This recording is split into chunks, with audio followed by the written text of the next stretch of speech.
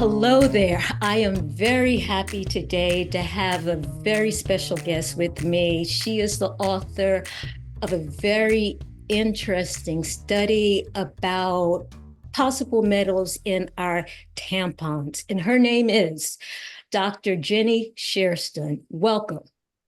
Thanks very much. Thanks for having me.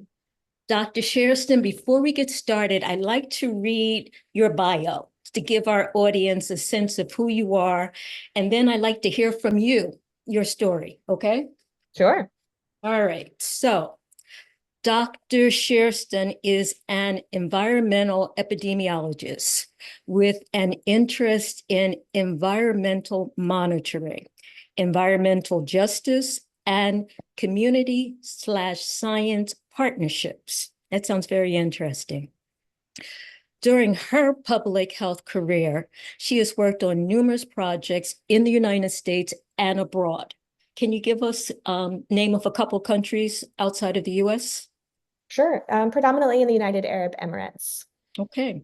These projects have ranged from measuring volatile organic compound emissions at gas stations to developing epidemiologic surveys measuring smoking rates in the United Arab Emirates. Her work has focused primarily on outdoor and indoor air pollution and chemical exposure, including exposure to air pollutants from traffic, gas stations, petroleum sources, as well as indoor pollutants like secondhand exposure to hookah, cigarettes, electronic cigarettes. Recently, Dr. Shearston has begun studying the intersection between menstruation and environmental health. And that's really why you're here today. I'm anxious to hear your comments. And understanding how menstruation might be a route of exposure to environmental chemicals.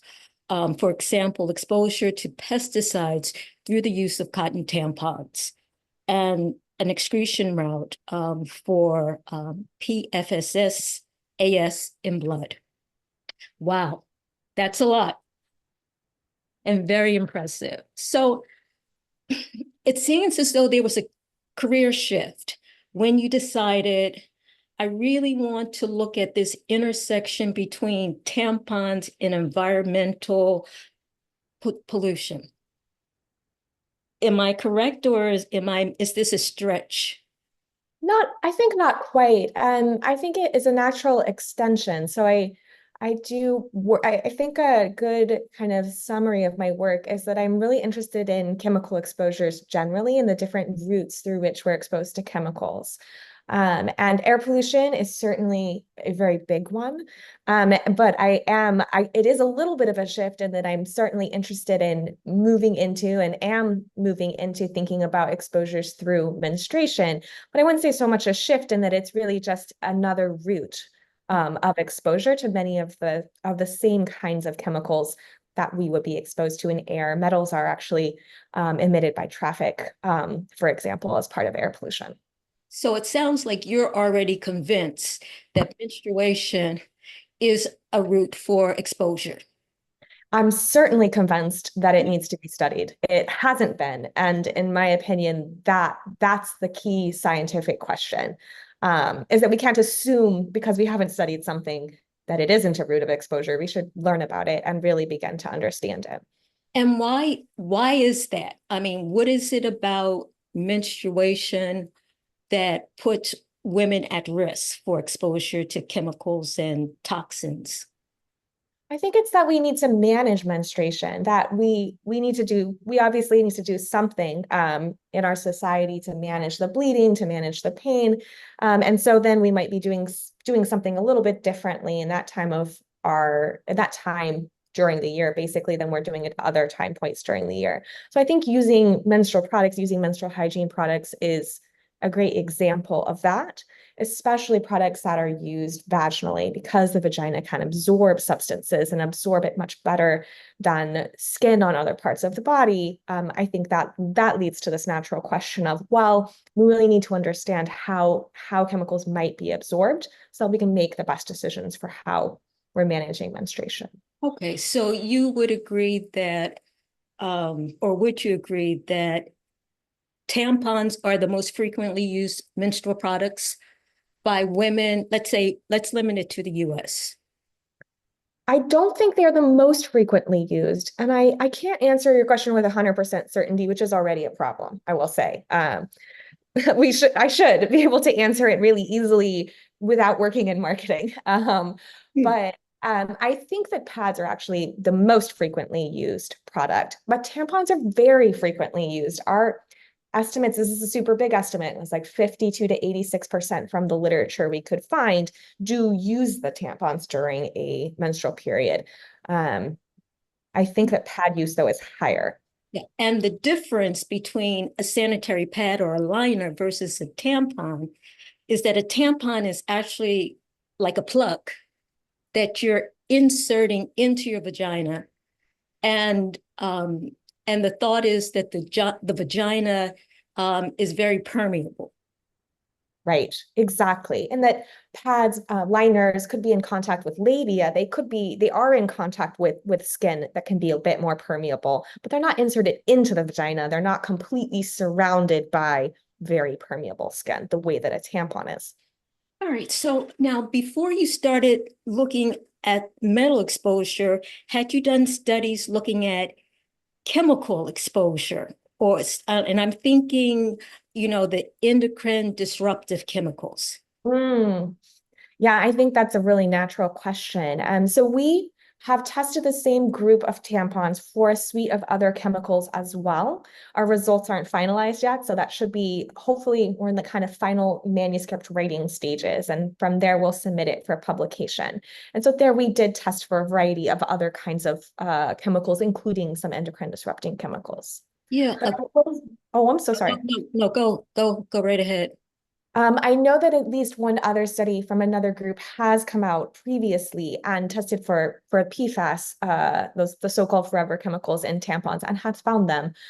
So that has been previously reported, and those are endocrine disrupting chemicals as well. Yeah, it's hard to know if you can believe everything you see on a Google search, but um, what I saw was that it's documented that, or there have been studies which have documented that these chemicals, which can act like hormones, are in the tampons. And as a result of being in, well, all hygiene products, but speaking specifically of tampons, that as a result of being in the tampons, then there's exposure, introduction into the blood system. I haven't read specifically about the absorption, so I don't want to comment and say something incorrectly. Okay, that's fair. But yeah, it's so important that we understand this exact process and know, well, what is that absorption? What does it look like? Exactly how much is it? We want to understand all those characteristics, much like we do for anything else we're exposed to, like through inhalation, through ingestion. We have answered questions about different kind of rates of absorption for different chemicals when we are exposed to them through other routes of exposure. And so I think that's a key thing here is we need to understand the vaginal route of exposure. Is there a reason you chose to study metals associated in tampons versus chemicals? Sure. Well, we did, and again, we did study a multitude. So that was our goal. The metals we ended up doing first, and this is interesting because in our lab, so this study took place at Columbia University, and we have a trace metals lab there. The senior author on this paper, Dr. Catherine Schilling, is the PI of the lab. And so I had done metals work. Many people on our team do work with metals, and we already knew that crops like cotton can accumulate metals. They absorb metals from the soil, from water. And so it made a lot of sense that cotton could contain metals, that it might be absorbing these kind of naturally, if you will, or also from added things like fertilizers or pesticides, which can also contain metals. So this seemed like a fairly this seemed like a good connection to us, considering that we were regularly already thinking about metals and where they are in the environment. Can you describe your study? What Yeah, you did and basically your findings? sure. So we selected a variety of different kinds of tampons. We tried to pick things that were kind of representative of the market. So we looked for things that were kind of really popular bestsellers, organic and non-organic, store brand and name brand, um, things that had applicators, things that didn't have applicators, so a variety of different products. And then we tested them for concentrations of metals. So we kind of segmented out little portions of the tampons, and we digest them in acid, and then do this measurement technique to actually measure the different kinds of metals that are present, the different ions present in the samples. And from there, we're able to kind of quantify it and come up with concentrations. And so we found we looked for 16 metals. Of those, we found 12 of the 16 present in every tampon that we tested. Mm. And I will say it's a variety of metals. We did a panel. Some of those are known to be just toxic, like lead. Lead isn't healthy for us in any way. And some of them are essential metals that can be harmful at specific doses, but are generally not something we're super worried about in terms of toxicity, something like zinc, for example. And it's important to look at all of these because metals can interact with each other. Mm. Okay. And so is there a reason for those 16, or you just wanted a representative of toxic, not toxic, those that interact with each other? Yeah, I think they're more common is really, yeah. And some can, like calcium, and some of them can, yeah, we would want to, when doing a metals panel, make sure we have all of them represented so we can have a better kind of understanding of what's happening. Okay. And what did you find? We found a lot of metals. Perhaps unsurprisingly, we expected to find metals because, again, we knew that cotton could accumulate from the soil. And like you mentioned earlier, metals are all around us in the world. We're exposed to them all the time. So we expected to see metals. But we also found lead in 100% of the tampons we tested that we were not expecting. That was very surprising. Okay. So toxic chemicals. Okay. And this is the first study that's documented metals, and To my then knowledge, yeah. study that's documented toxic metals. Can you tell me what the response has been to your study? Yeah, there's been a lot of response. I think there's been everything from there's been some fear, which is understandable, but I try to reassure people a little bit and say, listen, this is the first step in this question. So it's not time to panic yet. It's time to like really start asking questions about this and start learning more and insisting that we learn more, I think. And so we've had kind of reactions that are all the way on that side to complete dismissal, the whole gamut, if you will. But it's been really exciting to hear people talking about tampons, to hear people expressing their concern, reaching out, talking about how important it is that we ask these questions. That's what makes me really hopeful, I think, hearing that people are that they care, they want to know. And that's wonderful. That's the kind of, I think, energy we need in order to tackle this question. Speaking of that, is there any type of regulation or monitoring of what can go into tampon? So the FDA, the Food and Drug Administration, does regulate tampons as medical devices. And there's a spate of rules associated with that. But I do not think they test tampons regularly. I do not think there's a requirement on like not having presence of specific chemicals, Listing of specific ingredients, is that a requirement? Listing of ingredients? only in New York State. So New York State has a labeling law. Nice work, New York, on that one. But yeah, only New York State has the labeling law. So I think that's another place we could ask for change. Interesting. So if you don't mind, I saw an article which was in response to your study, and it was titled something like "Don't Panic." And so they then I should say that you did say in your study that this is the very beginning of the study. and no one should panic, but this warrants first awareness and then further study. Exactly. Okay, so I just want to say that because that was in your clearly written in your study. And so this one is called Don't Panic About the Lead Exposure in Tampons. And they start off by saying that although you use different tampons from different countries, different brands, different rates of absorbency, that you only use 1 or 2 tampons of each type. And that really is not representative. Yeah, so we do use 1 or 2 tampons of each type for most of the products we tested. There are a few that we used that we actually tested multiple lots for. And so we purchased kind of the same package 6 months apart to see, hey, is there a difference by lot? Perhaps thinking that maybe that might come from a different source of the cotton or a different source of the ingredient at a different time, kind of depending on market prices. We didn't see a lot of variation there. So a couple of brands have more, but no more than 6, I think, tampons for a specific given brand. And you're saying for a given brand, the amount of chemicals was consistent. Right. We weren't seeing absorbency pretty much consistent. Right. We weren't seeing big differences. Okay. And I will say the goal of our study was not to go test every single tampon out there or to nail a specific brand or to systematically go through a brand. That wasn't our objective.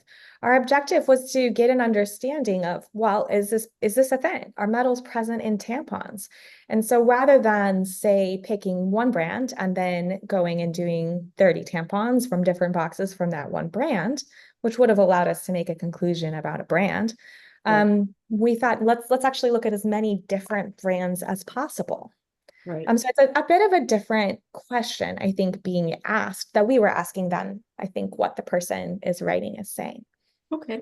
But it is important to understand those differences. And with science, I like this is the one reason why you don't want one study, you want many studies. Right. Yeah, I mean, because you weren't going for a specific product, it was our metals present in tampons.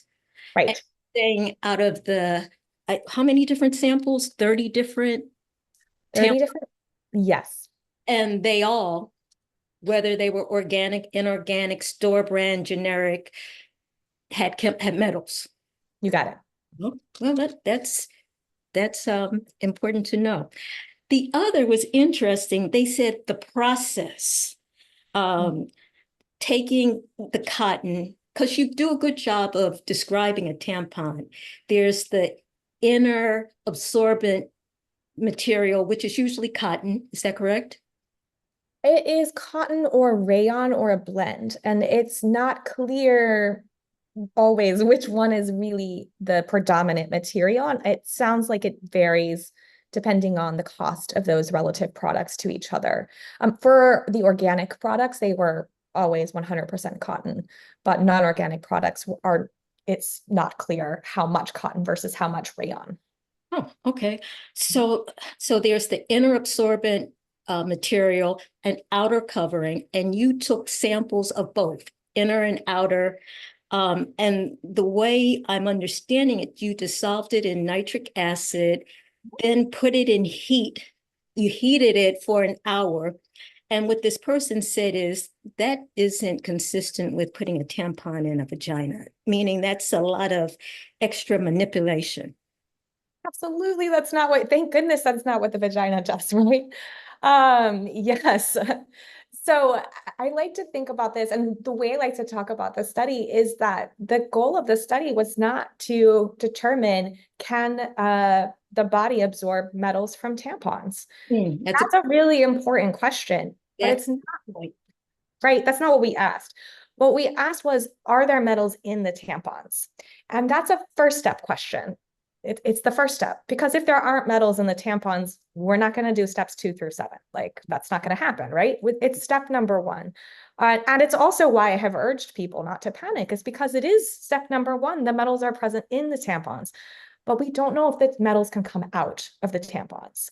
And if they can come out of the tampons in a vaginal environment, or if they can be absorbed through the body, or if they're absorbed through the body, in what concentrations and what health impacts. So these are multiple research questions I just laid out. And this one that the person you're reading from is stating is really kind of questions 2 and 3. So there's metals in the tampon, and it's right to say, okay, should I care? Is it even going to come out in my vagina? And that's the next question. So we're actually working on that now in our labs led by Dr. Schilling at Columbia. We're doing these leaching experiments that more replicate what happens in a vagina. So 37 degrees Celsius, thinking about the right pH, thinking about wearing it for 8 hours and moving around and being kind of all compressed, that kind of thing. Okay, that's understandable. Yeah. So it's very interesting what this person does next. They say, well, there was really a focus and a concern about the toxic metals, and that was lead, arsenic, and cadmium. I mean, it's like, here there may be metals, but if it's not toxic to the body or if they're acceptable levels, we're not as concerned. And are you saying that in all the tested samples, there was evidence of lead? Absolutely. There was lead in every tampon we tested. That's concerning to me. That means we need to ask more questions. Absolutely. And so in this article, the person looked at lead exposure, arsenic exposure, and cadmium exposure. And they looked at how much is in bottled water, Sure. how much is in tea, how much is in prenatal vitamins. And their argument is that you have these toxic chemicals in these three items, and they often tend to be less than what was measured in terms of the chemicals in the tampon. And before I give you my response, I'm interested in what's your response to that? Basically, it's everywhere. Yeah, I do think these chemicals are everywhere. Metals are everywhere. They are things we're exposed to all the time. And I have a lot of thoughts about this because this is critical to environmental epidemiology, right? We're often looking at exposures to things that we might be exposed to from numerous sources. And I like to think, when I think about green tea, I think, hey, when I drink green tea, I'm drinking it because I'm getting some enjoyment out of it. I'm like having my nice moment. I'm sitting, I'm enjoying my green tea. And this is where kind of risk comes in. I might be okay with having a small amount of a metal or something else harmful when I'm doing something I enjoy. It's like, right, I might drink a glass of wine even though I know it's not good for me. Right. I might, right? We choose to do things that are risky. Right. But when I use a tampon, I'm not using it because I'm enjoying it. I'm using it to manage a bodily function. Right. And I think that's very different than, say, when I choose to drink green tea. So I think there's an interesting things there's an interesting, I think, personal decisions that need to be made when we as individuals need to decide what are we okay with. That's a good point. I mean, whether it's choice by choice or it just kind of get exposed without you being aware. I guess my thought was, and so that doesn't make it okay. I mean, the fact that you can detect levels in bottled water and green tea and prenatal vitamins doesn't mean it's okay to have them in tampons. It doesn't even mean it's okay to have them in those things. Absolutely. And the use of a tampon is a little bit different. You're putting it into your vagina and you're keeping it there for hours, for multiple days in a month, over a span of months and years. And so and one of the things was, and the amount was very small, but is there a cumulative effect? And so for me, that wasn't a good argument. Those are all phenomenal questions. That's exactly what I'm thinking. I would like to know about if this lead is getting into our bodies. We know that lead accumulates in bodies. We know that it builds up in bones. This is a known thing about lead. So I am concerned specifically for lead that it could be a chronic low dose exposure. Now, is it the only chronic low dose exposure? No. But right. should we understand it? Yes. Yes, And should we that's have a choice? Let it be my choice. right, right.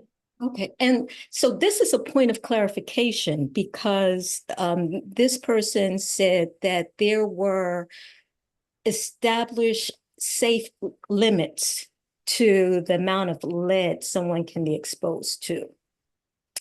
My understanding is that that's not true anymore, that no level is considered safe. What's your understanding? That is also my understanding. There's no known safe level of exposure to lead. Now, the person may be talking about the fact that lead is all around us, unfortunately, and so there are regulations set that allow for set amounts, kind of. So those things absolutely exist. Is the public health goal to get to none? Like, yes, that's the public health goal. Will we ever succeed in that? I don't know that we will, but regardless, it is important to understand this is a very harmful chemical. It's a toxic chemical. Right, right. All right. So now that we've scared everybody, what can what can we do on a practical level? I mean, should we avoid tampons, only use it one day of our menstrual cycle? I mean, is there something that understanding that this study really doesn't document anything other than there are toxic chemicals in tampons. Right. We don't know if it gets absorbed once it's in the vagina. We don't know how much gets absorbed. I would be concerned because I know that the vagina is a very permeable thing. I mean, we put Mhm. lots of things in the vagina counting on it to be absorbed. Any woman that's had her cervix induced or that's had, often they're told to put the pill in the vagina. So we know that things can be absorbed. Absolutely. So how do we, get some balance in this? And what would you suggest in terms of practical things to do? Yeah, I think the other piece is if the metals can come out of the tampon, not just be absorbed. I agree with everything you said about absorption just now. But if they remain completely bound inside that tampon, then I'm not so worried, right? If they don't move, if they don't come out. Um, but I would also say we're not recommending that people don't use tampons at this time for all the reasons that you just very eloquently mentioned. So I won't repeat them. But I think if people are uncomfortable, they can absolutely use other products. They can use pads, can switch to other vaginal products, or they could use them What less for do we sure. know if that's a safer choice if I use a menstrual cup versus a pad? I mean, do we have any information about that? I don't. So I will say one thing is that menstrual cups are newer on the market. But I haven't gone and looked at all of the kind of information that was associated with their approval to go on the market, for example. Um, I haven't seen a lot of studies that are testing them for chemicals either. I think I've seen at least one or two that did include them. So those, but I can't fully answer. There hasn't been a systematic go through of like, well, let's evaluate all of the different items and test them for, a whole gamut of things and then think about their risk for each of those things. I think we need to do a better job of that kind of overall understanding for menstrual products. What do you think if I'm a woman that uses tampons on a regular basis? After reading your study, does it make sense for me to go and have a lead level? Oh, I definitely couldn't comment on that. That's very much a medical question, and she's gonna get real quickly out of my realm. So I don't want to make Okay. any kind of medical device recommendation. So tell me more about the studies that you're going to be engaged in. Now that you've kind of taken the lid off of this Pandora's box Right. and we're all paying attention, um, what's the next study that you're doing? Yeah. So right now we're doing leaching experiments in the lab, and this is where we try to replicate kind of a usual use scenario for different tampons to see how much of these different how much of these metals are coming out. In what we're trying to approximate as kind of vaginal use, basically. So that's the first one that's being prioritized in the lab right now. The second is we're finalizing the analytic results from the other chemical analyses that we've conducted on these same tampons. So working on that too. And we're also working on developing this, how do we answer this question, like looking at people using human subjects, basically, to try to get a better idea about what might be happening. And this is actually a complicated question to ask because of course, during your period, you're bleeding, you're losing blood. And you mentioned at the beginning that I was interested in excretion routes too, that menstruation might be an excretion route. So I think this does cause an interesting scientific question, a challenge, and that we are looking for, could we be exposed to something through a menstrual product at a time when we're also excreting substances too, right? So it's like we've got both. Yeah. It's an interesting scientific question to answer, because rather than it might be a little harder to see things, is what I'm trying to say, because it may be more about the holistic burden than about like specific point in time, for example. So we're working through that process now. Wow. So there's a lot more study that needs to be done. Yeah, I think so. And we shouldn't panic, as Right.